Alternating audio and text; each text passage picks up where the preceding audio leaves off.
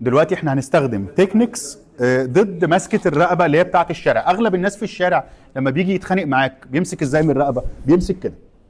ودي بتبقى مشكله كبيره جدا مع ناس كتير جدا، منهم انا في يوم من الايام قبل ما العب ايكيدو اصلا. لما كان حد بيمسكني كده كانت بتبقى ماسكه صعبه جدا وصعب جدا التخلص منها.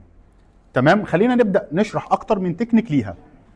رقم واحد، هو مسك محمد، مسك جامد. طب انا اخرج ازاي؟ عندي رقم واحد، انا لو جبت ايدي وجبت محمد من مناخيره او من بقه او من عينه وجبته من رجله وخدته عكس، انا عملت اخلال خلاص. هجيب محمد في الارض وهضرب او اشتبك معاه او اتخلص منه او اسيطر عليه. تمام، نقدر برضو ناخد منها حل تاني، بس الحل التاني هوسخ لك هدومك شويه.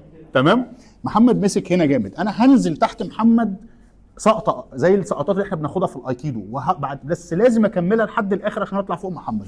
هنزل هنا واطلع فوق محمد وافك واتخلص من محمد، وممكن اشتبك مع محمد كمان، او ممكن اخد تكنيكس ايكيدو واخد محمد واخده من كتفه.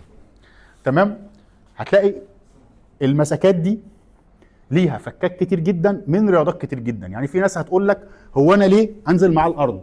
وانا ليه اجيبه كده واجيبه كده؟ ما انا ممكن اضرب هنا واضرب هنا واطلع كده واجيبها كده.